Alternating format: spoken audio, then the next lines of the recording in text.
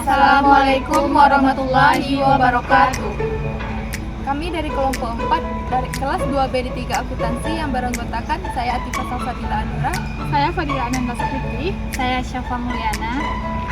kami akan menjelaskan konsep akuntansi biaya kontemporer dengan objek garapan, activity by costing, just in time, dan target costing, kaizen costing, dan standard costing. Selamat menyaksikan.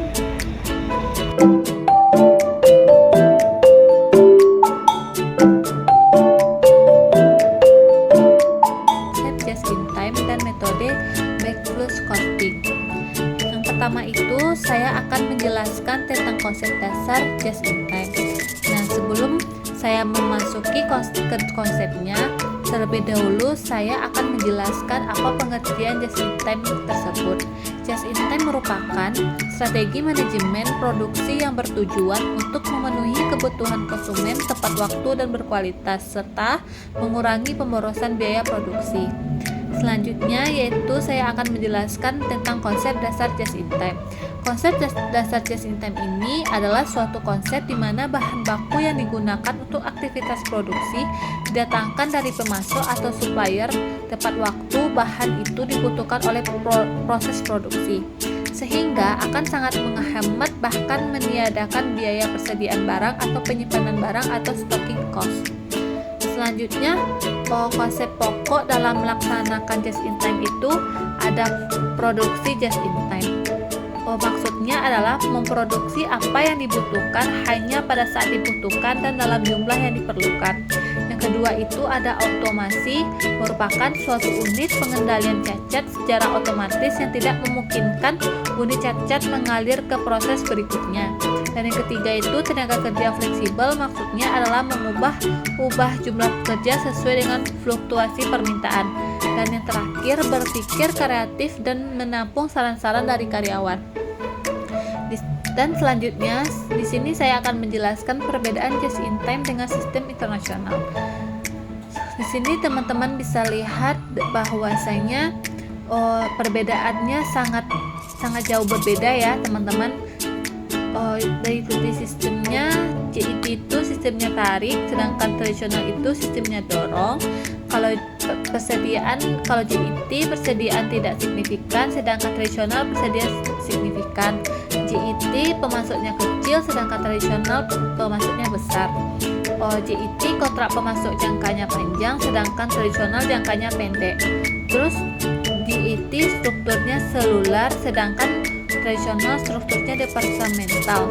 Selanjutnya tenaga kerja berkeahlian, sedangkan tradisional tenaga kerja terspesialisasi. Yang ketujuh yaitu pelayanan terdesentralisasi, sedangkan tradisional pelayanannya tersentralisasi. Yang kedelapan itu ada keterlibatan karyawannya tinggi, sedangkan tradisional keterlibatan karyawannya rendah. Yang kesembilan JIT gaya manajemennya memfasilitasi, sedangkan tradisional gaya manajemennya mengawasi. Terus yang 10 pengendalian JIT pengendalian kualitasnya total, sedangkan tradisional pengendalian tingkat kualitasnya yang dapat diterima. Baik, selanjutnya materinya yang akan dijelaskan oleh rekan saya. Konsep dasar backflow costing. Backflow costing merupakan pendekatan akuntansi yang mempersingkat arus biaya produksi dengan tujuan untuk mengurangi sejumlah kejadian yang diukur dan dicatat dalam sistem akuntansi. Karena proses produksinya singkat, nilai work in process-nya menjadi kecil, sehingga bisa dihitung dengan metode ini. Selanjutnya yaitu ada karakteristik backflow costing. Ada beberapa karakteristik dari backflow costing. Yang pertama yaitu dapat dipakai pada perusahaan yang telah menggunakan sistem just in time. Yang kedua, perkiraan material dan work in process dikombinasikan ke dalam satu perkiraan, yaitu raw and in process. Yang ketiga, perkiraan persediaan tidak ditentukan dalam periode akuntansi, tetapi saldonya disesuaikan melalui ayat jurnal yang dibuat pada akhir periode akuntansi. Yang keempat, beberapa atau seluruh biaya produksi ditentukan setelah produksi selesai. Yang kelima, biaya konversi dibebankan dengan menggunakan perkiraan harga pokok penjualan.